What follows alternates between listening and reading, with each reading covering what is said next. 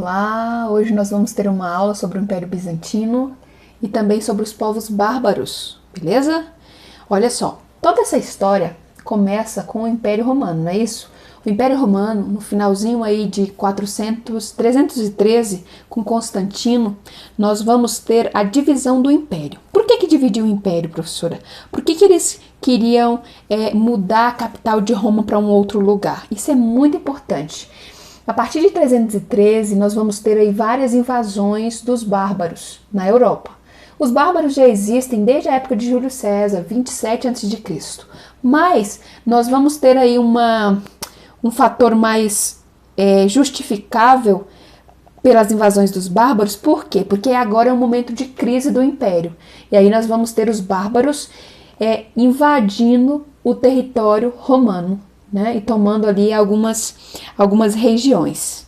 E eles fazem essas invasões justamente por causa dos hunos que vinham da Ásia, né, empurrando esses bárbaros, tirando essas tribos de locais estratégicos ali na Europa.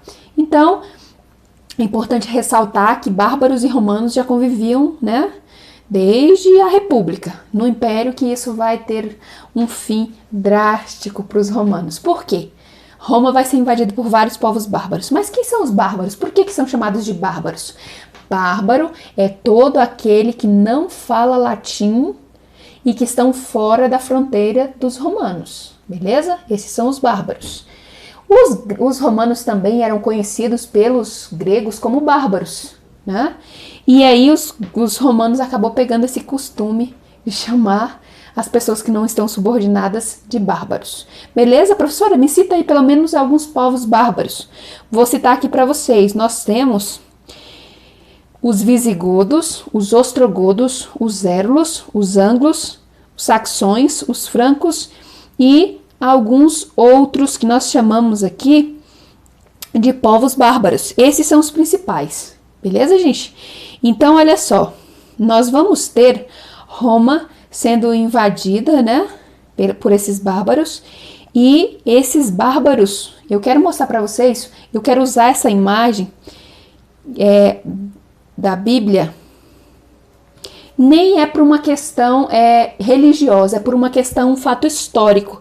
Se você percebe aqui nessa estátua, nós temos aí a cabeça de ouro, que representava Nabucodonosor e Babilônia. Nós temos aí o peito e braço de prata, Ciro e Dario, os medo-persas. Nós temos aí Alexandre o Grande com seus 4 generais, representando a Grécia. E nós temos Roma. E depois de Roma vem quem? Vem a formação do que nós chamamos de Europa, que nós conhecemos hoje, beleza? Então esses povos, os francos, burgúndios, anglo-saxões, visigodos, suevos, lombardos, vândalos, érulos e ostrogodos, eles vão formar o que nós conhecemos como Roma, vamos dizer assim, não, Europa e Roma também. Beleza, gente? Então nós temos aí essa imagem que a gente pode usar como uma imagem histórica dos fatos que aconteceram de acordo com a história, né, dentro da Bíblia. Então essa visão foi dada a Daniel, lá em Daniel 2, você pode encontrar ela. E eu gosto muito de ressaltar esses pontos aí, que a história ela foi concretizada dentro dessa profecia. A profecia se concretizou no percurso da história, ou seja, né, realmente aconteceu isso e a gente pode analisar dessa forma. Beleza, gente? Então esses são os bárbaros. Os bárbaros formaram o que nós conhecemos hoje como Europa. Tranquilo? Beleza. Então se o império foi dividido, nós vamos ter o seguinte. Nós vamos ter aí a formação de uma nova capital. Aí entra o que nós chamamos de Império Bizantino. Nós vamos ter 2 igrejas, gente, isso é muito importante. Nós vamos ter o Papa em Roma, que tinha tanto poder político como poder religioso, e nós temos em Constantinopla o poder do imperador ainda. Mas quando que caiu? Como que aconteceu isso? Em 476, Roma cai, não é isso? Entra em decadência e de 476 a 1453, nós vamos ter aí o período que nós chamamos de Idade Média.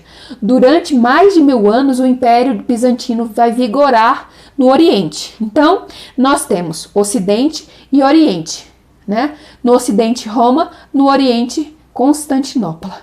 Beleza? O que a gente pode destacar dentro do Império Bizantino, gente. Dentro do Império Bizantino, a gente tem que destacar o principal, né, pelo menos o que a gente mais vê comentários, questões e vestibulares, é sobre o imperador Justiniano, né? Ele governou por mais de 30 anos, né? E ele, gente, é dentro do período dele que acontece uma revolta muito importante, que é a revolta de Nica. O que aconteceu com essa revolta de Nica? No Ocidente, em Roma, nós tínhamos a política do pão e circo, não é isso? Lá em Constantinopla, nós também temos essa política do pão e circo, mas ela acontecia dentro dos hipódromos, ou seja, onde praticavam as corridas de cavalo, beleza? E ali vai ter uma revolta. Por que as pessoas se revoltaram?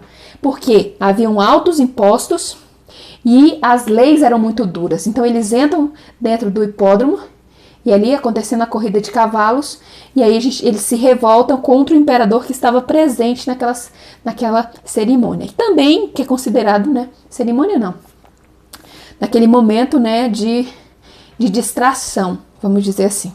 E aí nós vamos ter a morte de mais de 30 mil pessoas nesse episódio, viu? Revolta de Nica, tá? Muito importante. E as consequências a gente vai ter aí, o imperador continuou com seu governo, né? E outras revoltas vão acontecer por causa das leis e por causa dos impostos que eram muito altos. Beleza, gente, revolta de Nica. O que mais que a gente pode destacar dentro aí desse período do Império Bizantino? Cesaropapismo. Isso é muito importante. O que é cesaropapismo? César vem dos imperadores, né? César de Roma. Papismo vem de papa. O imperador, ele tinha tanto poder religioso como poder político. César, político, papismo, religioso. Beleza? Esse era o título dos imperadores, inclusive de Justiniano. Beleza, gente? Então a gente tem revolta de Nica, cesaropapismo como pontos muito importantes dentro desse contexto. Beleza? Em 1054, a gente também tem que destacar o momento em que eles dividiram o império. Mas dividiu por quê, professora? Por que divide em 1054, gente? Muito importante isso. Vai acontecer o grande cisma da igreja.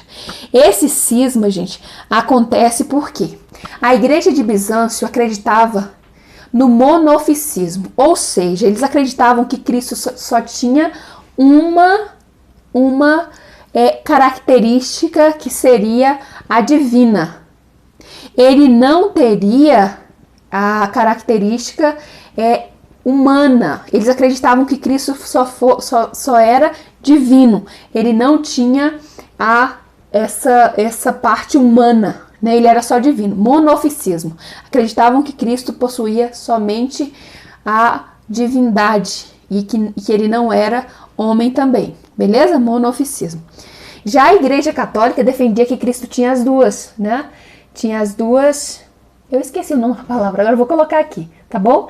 As duas naturezas, vamos dizer assim, a divina e a humana, beleza? Vamos colocar assim. E eles também, os bizantinos, eles não aceitavam a adoração de imagens. Nós chamamos isso de iconoclastia, que eles proibiam o uso de imagens dentro da igreja ali do Império em Constantinopla. Beleza, gente? Já a Igreja Católica aceitava a adoração a imagens e aceita até hoje. Então, em 1054 acontece o grande cisma. A divisão vai dividir a igreja, vai dividir o império, vamos dizer assim também, né, porque era religioso. E o Papa não vai mandar mais aqui na igreja de Constantinopla, beleza? Ele vai mandar somente ali em Roma. Claro que isso, né, vai ser mudado ao longo dos anos, né? O Papa tem muita influência ainda. Beleza, gente. Então, grande cisma. Com o grande cisma, a gente vai ter aí a divisão, né? Vai surgir cisma e separação. Nós vamos ter duas igrejas agora. A Igreja Ortodoxa e a Igreja Católica Apostólica Romana. Beleza, gente? Surgimento de uma nova igreja. Veja só. Nós tínhamos só a Igreja Católica Apostólica Romana, agora a gente tem a Igreja Ortodoxa. Cisma, separou a igreja. Beleza, gente? Claro que isso tem todo um cunho político por trás de tudo isso daí. O que mais que eu posso destacar? Nós podemos destacar também as leis, né, instituídas aí em todo esse período. E aqui nós temos o cristianismo ortodoxo, e os bizantinos também eram conhecidos pelas suas igrejas, que eram muito grandes. Nós temos aqui a igreja de Santa Sofia, que tinha uma arquitetura muito rica, né?